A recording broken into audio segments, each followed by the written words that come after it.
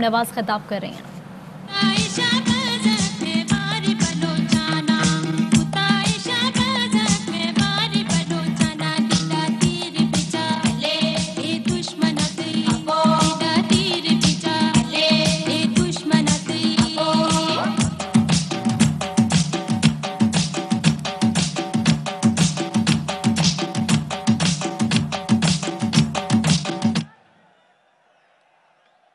बिस्मिल्लाहिर्रहमानिर्रहीम। जनाब मोहतरम आसिफ अली जरदारी साहब, जनाब chairman people's party Bilawal Bhutto Zardari साहब, पीडीएम के मोहतरम कायदीन, मोजा भाईरो, मोजो भेनड़ो, पीपल्स पार्टी के जियालो, मोहतरमा शहीद और भुट्टो शहीद के मानने वालों, सिंध धरती के बेटों, आपको सिंध की बेटी, सिंध की बहन मरियम नवाज शरीफ की तरफ से अस्सलाम अलैकुम। अजमा सिंध जे अमन जे सरजमीन ते आई आया।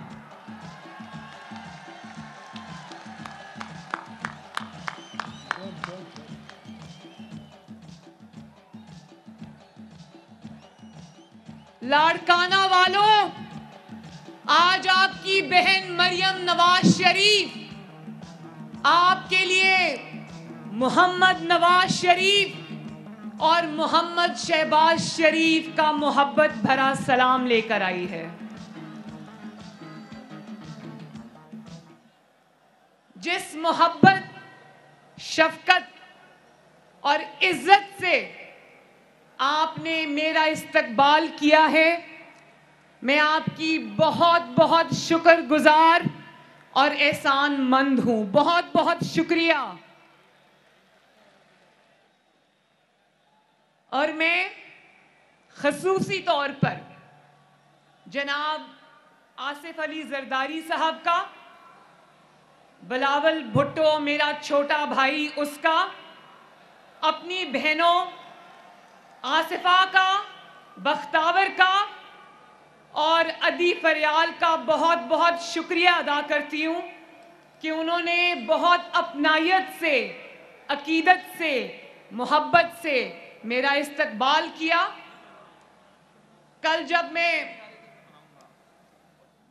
बहुत लंबा सफ़र था लाहौर से, उसके बाद यहाँ सखर में मुस्लिम लीग नून का वर्कर्स कन्वेंशन था, तो मैं बहुत लेट पहुंची। लेकिन जब मैं रात के 1:30 बजे नौडेरो हाउस पहुंची तो मैंने देखा कि रात के 1:30 बजे सर्दी में मेरा भाई बिलावल भुट्टो जरदारी, आसिफा भुट्टो और अदी फरियाल मुझे लेने के लिए दरवाजे के बाहर खड़े थे। बिलावल, आपका बहुत बहुत शुक्रिया। और अगर जरदारी साहब मुझे सुन रहे हैं तो जरदारी साहब का भी बहुत बहुत शुक्रिया।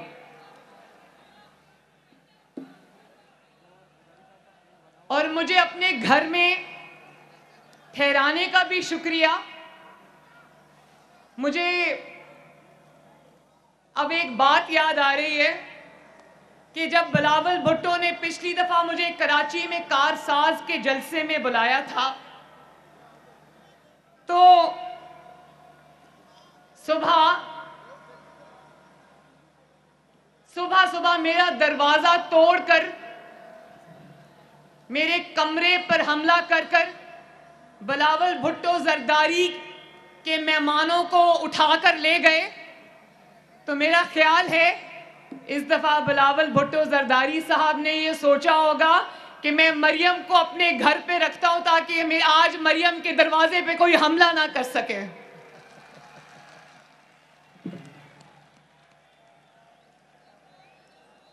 मुझे आज खुशी भी है कि मैं शहीद मोहतरमा बेनज़ीर भुट्टो के मज़ार पर हाज़िरी देने आई हूँ, लेकिन मुझे अफसोस भी है, दुख भी है कि पाकिस्तान की नहीं बल्कि आलमे इस्लाम की पहली खातून वज़ीर आज़म शहीद मोहतरमा बेनज़ीर भुट्टो को अपनी जिद्दोजहद में हाथ से जान गंवाना पड़ी।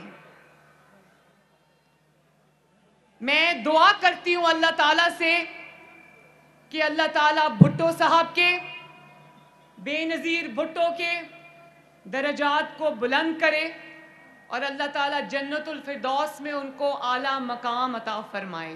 बोलो आमीन।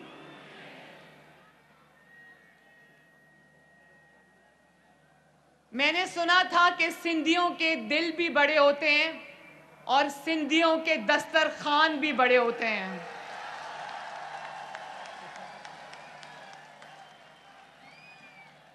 और आज आपने ये बात साबित की कि हाँ,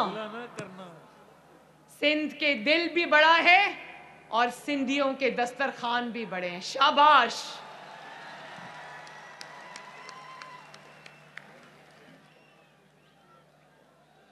लाड़काना वालों, बीबी शहीद की मौत का जख्म सिर्फ आपके दिलों पर नहीं लगा। बीबी शहीद की मौत का दुख सिर्फ पीपल्स पार्टी को नहीं है, शहीद बीबी की मौत का जख्म हमारे दिल पर भी लगा है। आज 13 साल बाद भी न सिर्फ ये कि हम आपके दुख में शरीक हैं, बिलावल भुट्टो के दुख में शरीक हैं, बल्कि बेनज़ीर की मौत जो है वो पाकिस्तान का कौमी सानहा है, जिसका दुख आज भी हमारे दिलों में ताज़ा है।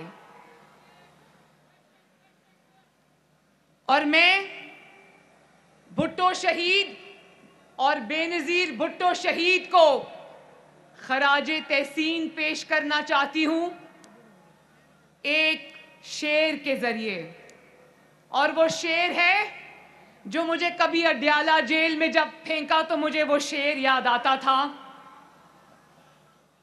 जिस धड़ से कोई मक्तल में गया वो शान सलामत रहती है, जिस धड़ से जो मक्तल में गया वो शान सलामत रहती है।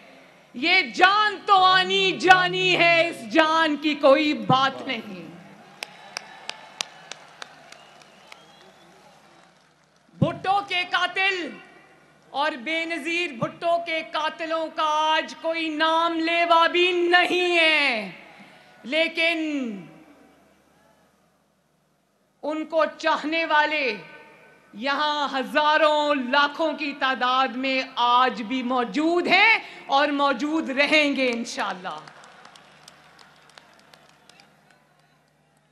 मुझे आज वो दिन याद आ रहा है जब टीवी पर ये खबर आई, दिल दहला देने वाली खबर आई कि मोहतरमा पर जानलेवा हमला किया गया है। तो मेरे वालिद नवाज शरीफ क्योंकि उस वक्त पिंडी में मौजूद थे, तो वो सीधा सबसे पहले अस्पताल पहुंचे और वो शायद उन चंद पहले लोगों में से थे जिनको डॉक्टर्स ने मोहतरमा के शहीद हो जाने की खबर दी। तो ये खबर सुनकर न सिर्फ उनकी आंखों से आंसू जारी हो गए, जिसको कैमरा ने हमेशा के लिए अपने अंदर कैद कर लिया, बल्कि वो बाहर आए और पीपल्स पार्टी के जियालों को उन्होंने सीने से लगाया और उनके दुख को उनके साथ उसी वक्त बांटा।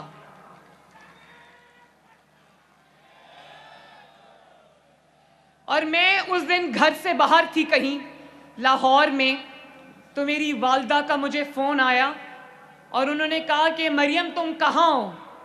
मैंने कहा कि मैं बाहर हूँ। तो उन्होंने कहा घर वापस आ जाओ, बहुत बड़ा हादसा हो गया है, बेनज़ीर भुट्टो की शहादत हो गई है।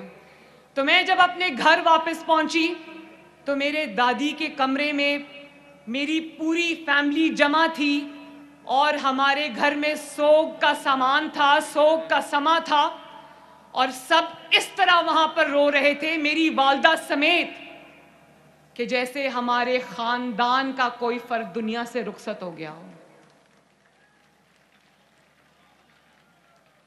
आज भी 13 साल हो गए। मैं जानती हूं मेरे पीपल्स पार्टी के भाइयों बहनों, मैं जानती हूं कि मां को खो देने का दुख क्या होता है। मैंने भी अपनी मां खोई है। मेरी मां भी उस वक्त अल्लाह ताला को प्यारी हो गई जब मैं जेल की काल कोठरी में थी। लेकिन और मां का दुख, यकीन जानो, मां का दुख आज भी मेरे दिल में उसी तरह ताजा है जिस तरह 2.5 साल पहले था। लेकिन जब मैं बिलावल भुट्टो को देखती हूं तो मुझे और भी ज्यादा तकलीफ होती है, क्योंकि मैंने तो फिर अपनी जिंदगी के कुछ साल अपनी वालदा के साथ बिता लिए थे। इसने तो बहुत बचपन में अपनी वालदा को खो दिया।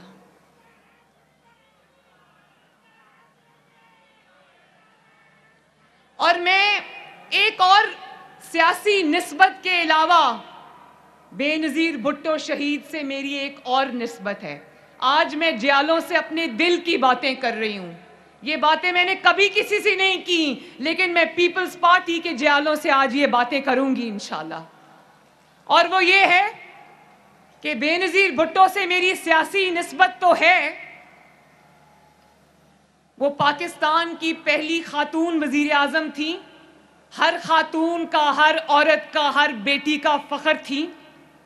लेकिन मेरी उनसे निस्बत बाप बेटी की लाजवाल मोहब्बत की भी है। वो बेटी बेनज़ीर भुट्टो शहीद अपने बाप का मुकदमा लड़ते लड़ते उसके कदमों में जाकर सो गई। और इसी तरह मेरा भी दिल करता है कि मैं अपने बाप के नजरिए के लिए, जो पाकिस्तान को मुत्तहिद रखने का नजरिया है, जो पाकिस्तान के अवाम के वोट को इज्जत देने का नजरिया है, अगर मुझे अपने बाप से इतनी मोहब्बत है, उसके नजरिए से इतनी मोहब्बत है, अपने मुल्क से इतनी मोहब्बत है कि उसके लिए मुझे अपनी जान का नजराना भी देना पड़ा, तो मेरी नजर में वो एक बहुत हकीर नजराना होगा।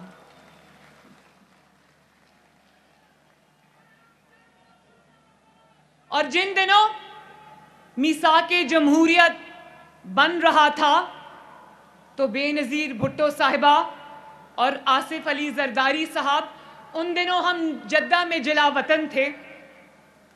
तो मेरी पहली मुलाकात थी बेनज़ीर भुट्टो शहीद से। जियालो उस दिन 3 घंटे मोहतरमा मेरे साथ बैठी रही। हमने खाना भी इकट्ठे खाया, चाय भी इकट्ठे पी और बहुत सारी बातें हमने इकट्ठे की। उन्होंने भी मुझसे दिल की बातें की, मैंने भी उनसे दिल की बातें की। और फिर मीसाके जमहूरियत, जिसको अंग्रेजी में चार्टर ऑफ डेमोक्रेसी कहते हैं, वो वजूद में आया।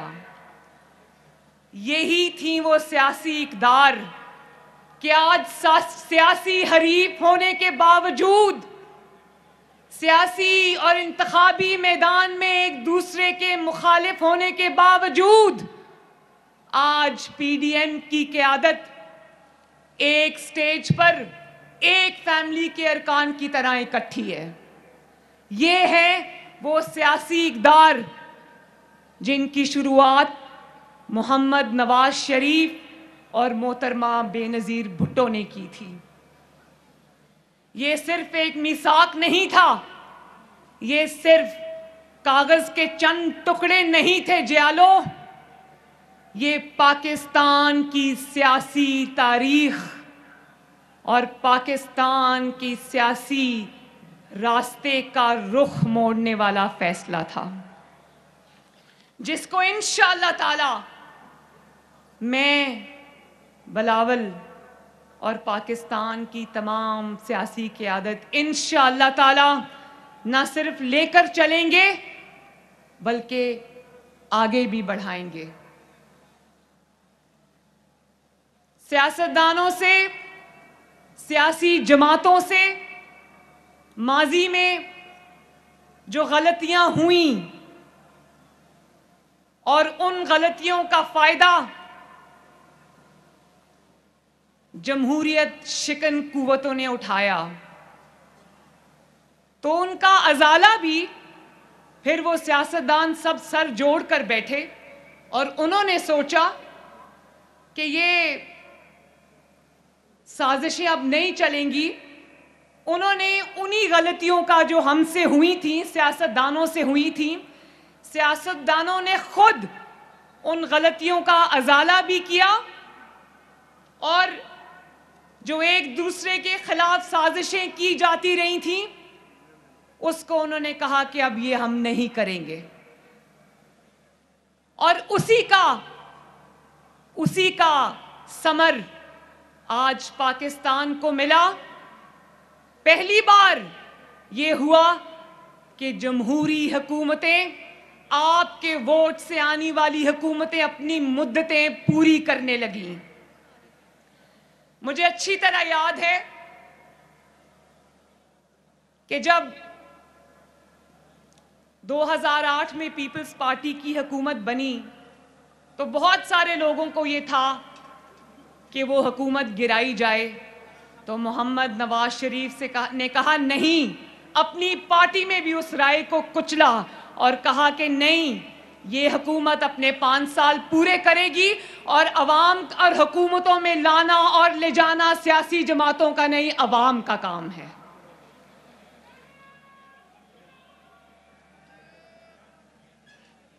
और जब सियासी जमातें अपनी हुकूमतें पूरी करने लगी, जब जमहूरियत पनपने लगी, तो कुछ कुव्वतों को, जिनको डिवाइड एंड रूल सूट करता था, उनको तकलीफ होने लगी। तो फिर हमने देखा कि सियासी कूड़ा इकट्ठा करके जनरल पाशा ने एक जमात बनाई जिसका नाम है पाकिस्तान तहरीके इंसाफ।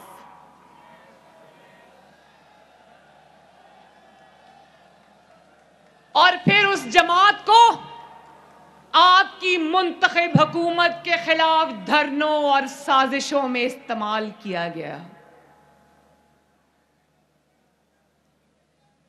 और फिर उसके बाद उसी सियासी जमात में से एक इंसान जो 22 साल दर बदर की ठोकरें खाता रहा, लेकिन अवाम ने उसको घास नहीं डाली, फिर उसी को उठाकर, उस नालायक और उस नाअहल को उठाकर वोट चोरी करके हमारे 22 करोड़ अवाम के सरों पे मुसल्लत कर दिया गया। आज पीडीएम ने क्या कहना है इमरान खान को? वो इमरान खान आज खुद चीख कर कह रहा है कि मुझे कुछ भी नहीं आता। वो खुद 2.5 साल के बाद, जबकि वो 3 साल पूरे करने जा रहा है, आज वो बड़ी डिटाई से टीवी पर आकर कहता है कि मुझे काम करना नहीं आता। वो खुद अपने मुंह से ये एतराफ कर रहा है कि मैं नाअहल भी हूं और नालायक भी हूं, और ये भी कह रहा है कि तैयारी के बगैर हुकूमतों में नहीं आना चाहिए। भाई, तुम्हें ये कहना चाहिए कि तैयारी के बगैर हुकूमतों में नहीं लाया जाना चाहिए। और जब उसकी नालायकी और नाअहली की वजह से जो महंगाई हो रही है और उस महंगाई की वजह से लोग खुदकुशियां कर रहे हैं, तो वो कमाल डिटाई से खड़ा होकर कहता है खुदकुशियां हो रही हैं तो मैं क्या कर सकता हूं, मेरे पास कोई जादू का बटन नहीं है। लाड़काना वालों, नौडेरों वालों, ये मुल्क का बिस्तरा नहीं चलेगा। बोलो चलेगा? ये मुल्क का बिस्तरा नहीं चलेगा। कोई मुल्क तोड़े तो भी मासूम, कोई आईन तोड़े तो भी मासूम, कोई सियाचिन गवा दे तो भी मासूम, कोई कश्मीर का मुकदमा हार बैठे तो भी मासूम,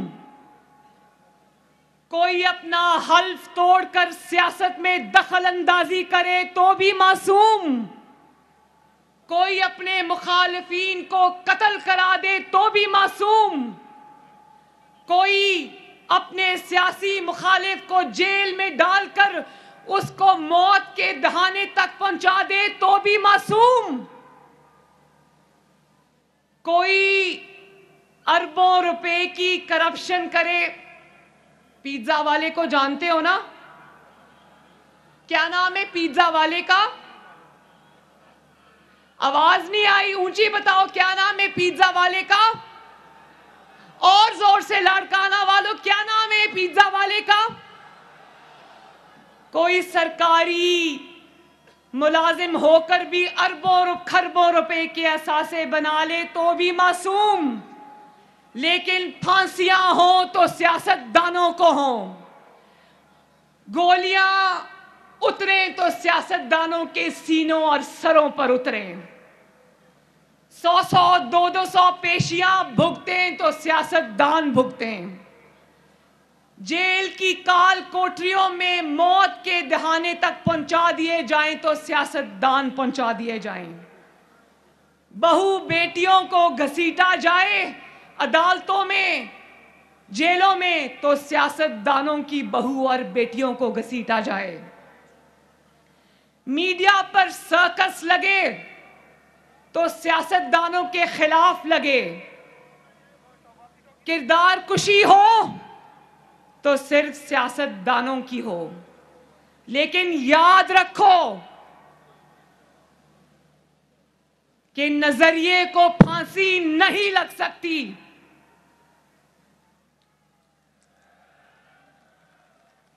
नजरिए को जलावतनी नहीं हो सकती, और ये इन्हीं नजरियात का फैज है कि आज तुम्हारा नाम लेवा भी कोई नहीं है, लेकिन पाकिस्तान के कोने कोने में नवाज शरीफ और बेनजीर भुट्टो के नाम लेवा हैं।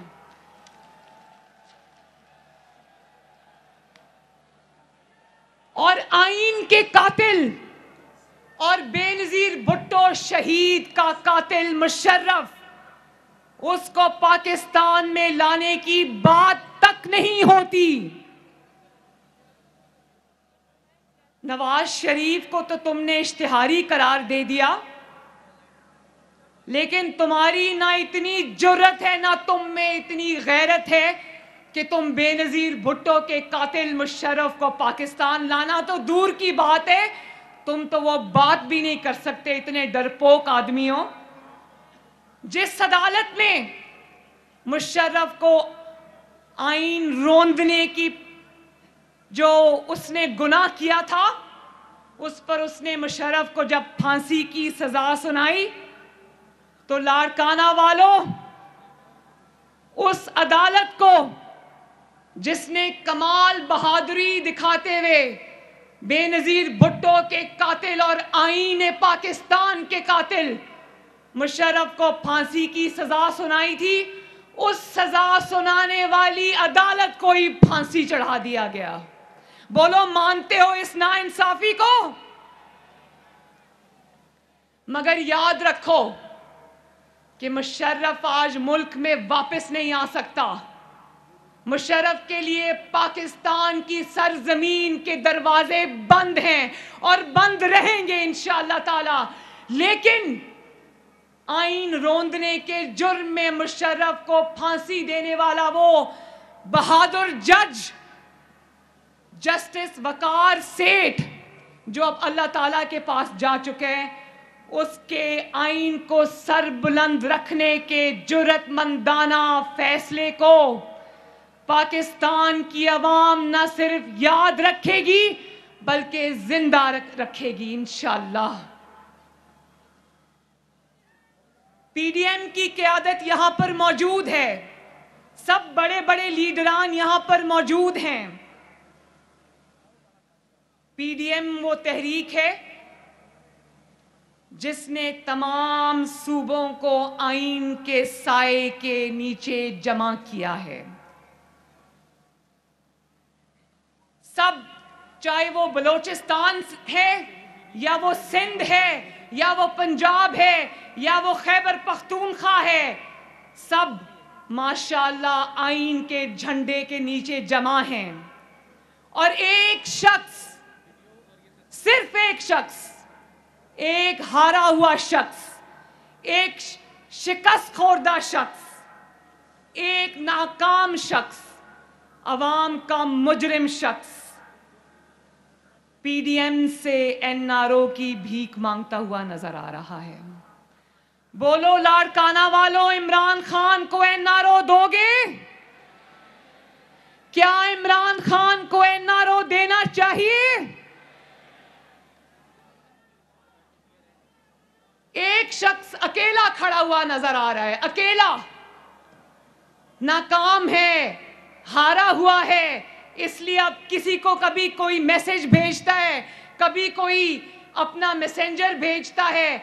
शहबाज शरीफ साहब से मिलने के लिए खानदान वालों को हफ्ता हफ्ता इजाजत लेनी पड़ती है, लेकिन इनका मैसेंजर जो एनआरओ की भीख मांगने ये आते हैं तो इनके लिए जेलों के दरवाजे खोल दिए जाते हैं, इजाजत की भी जरूरत नहीं पड़ती। पहले कहता था एनआरओ नहीं दूंगा, उससे कोई भी बात करो तो कहता था एनआरओ नहीं दूंगा, और अब कहता है कि अगर किसी ने एनआरओ दिया तो मुल्क से गद्दारी करेगा। मैं ये कहना चाहती हूं कि तुम्हें अपनी औकात समझ आ गई है। तुम जानते हो कि तुम्हारी औकात और हैसियत अब एक एनआरओ देने वाले की भी नहीं रही। तुम जानते हो कि किसको कहना है कि एनआरओ नहीं देना। सुनाता कहता वो आवाम को है, सुनाता किसी और को है, जानते हो ना?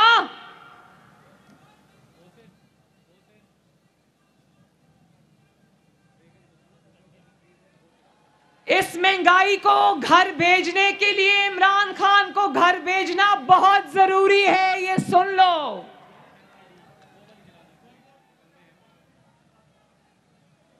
जब तक ये नालायक हुकूमत घर नहीं जाएगी, यकीन मानो लाड़काना वालों, आपके घरों के चूल्हे नहीं जल सकते। इसलिए पीडीएम का साथ दो और इस नालायक और नाअहल इमरान खान को घर भेजो। साथ हो ना? और फिर कहते हो कि ऑपोजिशन फौज को बदनाम कर रही है। ऑपोजिशन जब महंगाई की बात करती है तो कहते हो ऑपोजिशन फौज को बदनाम कर रही है। ये पहला सियासतदान है जिसका नाम इमरान खान है, जिसने इंडिया जाकर वो सारी वीडियोस मौजूद हैं, इसने इंडिया जाकर पाकिस्तान की फौज और आईएसआई के खिलाफ बात की थी। ये वो पहला सियासतदान है और पहला जाली वजीर आजम है जिसने वजीर आजम बनकर जब ये अमेरिका गया तो अपनी फौज और आईएसआई पर हमले किए। पाकिस्तान की याददाश्त कमजोर नहीं है। आज तुम ऑपोजिशन को ये मत कहो कि ऑपोजिशन फौज के खिलाफ बात करती है। ऑपोजिशन और पाकिस्तान की आवाम के पास तुम्हारी वो सब वीडियोस मौजूद हैं जिसमें तुमने फौज के ऊपर सीधे सीधे हमले किए हुए हैं।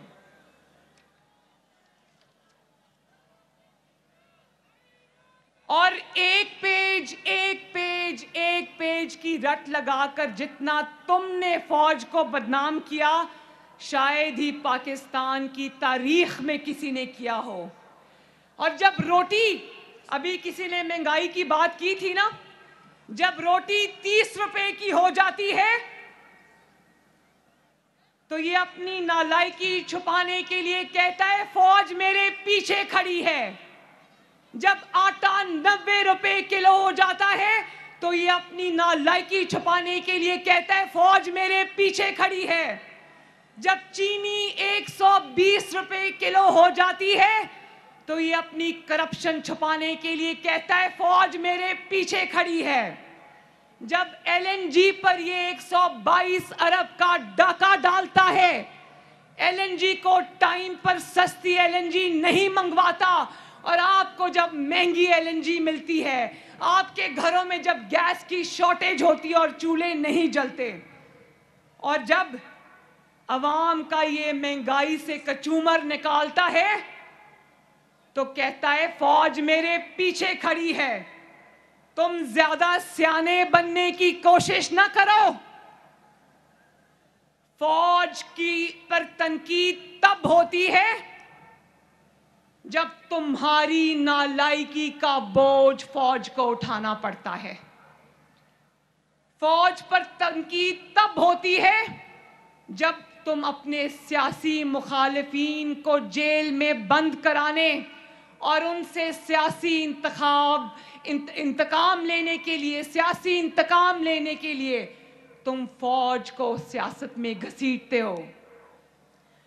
फौज पर तनकीद तब होती है जब तुम्हारी नाअहली की वजह से कश्मीर मोदी की झोली में जा गिरता है। फौज पर तनकीद तब होती है जब तुम्हारी नालायकी और नाअहली और नाअहल और नालायक हुकूमत की वजह से सियाचिन पे खड़ा फौजी ये सोचता है कि मैं दिन रात इधर अपने वतन अजीज की खातिर खड़ा हूं, लेकिन इस साल मेरी तनख्वाहें नहीं बढ़ी और मेरे घर में चूल्हे की आग ठंडी हो रही है। और फिर कहते हो कि तैयारी के बगैर हुकूमत में नहीं आना चाहिए। किसको सुना रहे हो ये? क्योंकि अवाम तो तुम्हें लेकर नहीं आई, तुम्हें जो लाए हैं उनको पीछे हटना पड़ेगा इंशाअल्लाह। दवाई भी महंगी हो गई है ना। ये सुनो, खुदा के वास्ते बेरहम आदमी इमरान खान, ये सुनो कि अवाम किस तरह बिल बुला रहे हैं। मुझे पता है कि जो दवाई आज से 3 साल पहले 200 रुपए की थी, अब 500 रुपए की है, 600 रुपए की है। मैं जानती हूं।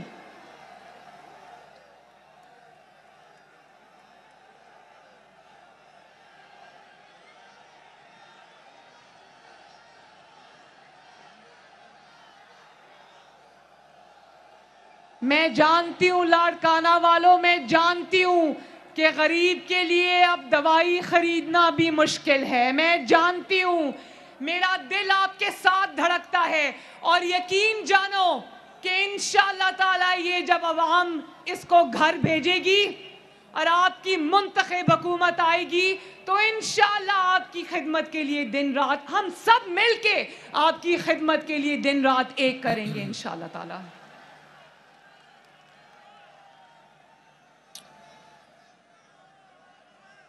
और कहता है कि ये फौज को कहते हैं कि मेरी हुकूमत का तख्ता उल्टो। नहीं, हम फौज को नहीं कहते कि इसकी हुकूमत का तख्ता उल्टो।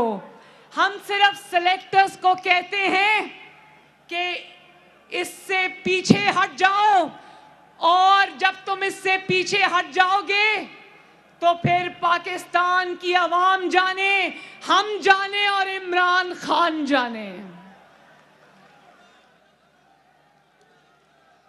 क्या अवाम का रोजगार छिनता रहे इसलिए कि तुम्हारी ताबेदारी चलती रहे? बोलो मंजूर है?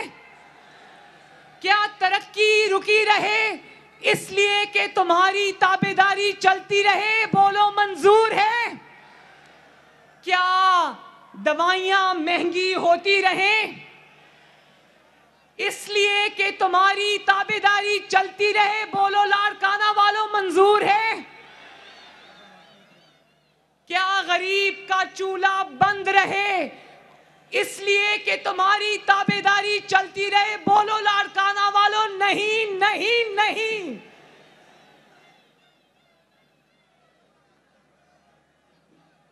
आटा, बिजली, गैस लूट मार तुम करो, इसलिए कि तुम्हारी ताबेदारी चलती रहे। बोलो लाड़काना वालों, क्या ये बात सही है या नहीं सही? तुम्हारी हालत काबिले रहम है। देखो एक मजे की बात बताती हूं, तुम्हारी हालत काबिले रहम है। मर्दान के रैली के अंदर बिलावल भुट्टो नहीं आ सका, तो उस दिन इसकी जो ज़हनी हालत है इमरान खान की, इतना कमज़ोर है ये आदमी कि ये दूरबीन लगाकर पीडीएम के जलसे देखता है और स्टेज पे दूरबीन लगा के देखता है कि कौन सा लीडर बैठा है, कौन सा नहीं बैठा। और अगर मर्दान के जलसे में बिलावल भुट्टो जरदारी नहीं आ सकता तो ये रात को खुशी से उछलता है कि हा बिलावल भुट्टो जरदारी नहीं आया, पीडीएम में लड़ाई हो गई है। और आज ये कहेगा कि मौलाना फजलुर रहमान नहीं आ सके, पीडीएम में लड़ाई हो गई है। कल को ये देखेगा कि किसी रैली में मरियम नवाज नहीं आ सकी तो तालियां बजाएगा कि पीडीएम में लड़ाई हो गई। और फिर कहता है कि इन बच्चों की अहलियत क्या है। मैं बताऊं इन बच्चों की अहलियत, तुम्हारे से उम्र में आधे हैं, बच्चे तो नहीं हैं, लेकिन इन बच्चों ने तुम्हें तिगनी का नाच नचा दिया है। इन बच्चों ने तुम्हारी रातों की नींदें हराम कर दी हैं। और एक और बात, इसलिए कि ये बच्चे आज तारीख की सही सिमत में खड़े हैं और तुम अकेले इसलिए हो। और फिर जब ये बच्चे तुम्हें ललकारते हैं तो अपने बड़ों के पीछे छाके छुप जाते हो और कहते हो कि ओहो मुझे इन बच्चों से बचाओ, ये बच्चे मुझे लेके बैठ जाएंगे। बड़ों से जाकर इन बच्चों की शिकायतें लगाता है। हम सब जानते हैं, इतने सियाने ना बनो, पाकिस्तान की आवाम तुमसे ज्यादा सियानी है। इन बच्चों की सबसे बड़ी क्वालिफिकेशन ये है कि इन बच्चों के साथ अल्हम्दुलिल्लाह पाकिस्तान की आवाम खड़ी है।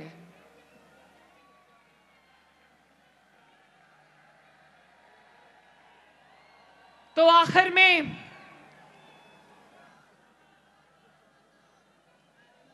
इंशाअल्लाह पीडीएम के अंदर फूट डलवाने का तुम्हारा ख्वाब कभी पूरा नहीं होगा। ये ख्वाब तुम दिल में लिए इंशाअल्लाह ताला हुकूमत से रुखसत हो जाओगे।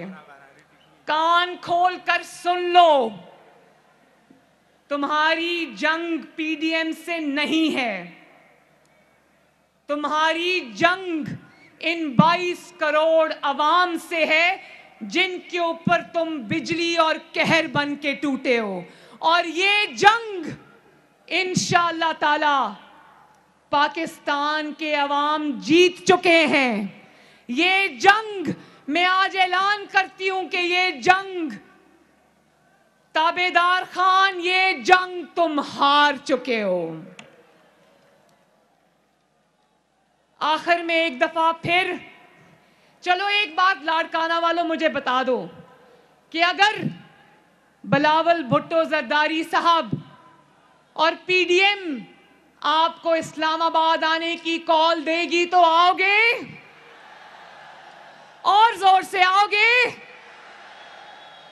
मेरी जो माएं, बहनें, बेटियां, सिंध धरती की बेटियां यहां पर खड़ी हैं, मैं उनको मोहब्बत भरा सलाम अर्ज करती हूं। मैं एक दफा फिर पाकिस्तान पीपल्स पार्टी का, लाड़काना के अवाम का और सिंध की धरती के गयूर लोगों का तहे दिल से शुक्रिया अदा करती हूं। सिंध धरती जिंदाबाद, पीडीएम जिंदाबाद, लाड़काना के अवाम जिंदाबाद, जमहूरियत के मतवाले जिंदाबाद, पाकिस्तान पाइंदाबाद। बहुत बहुत शुक्रिया।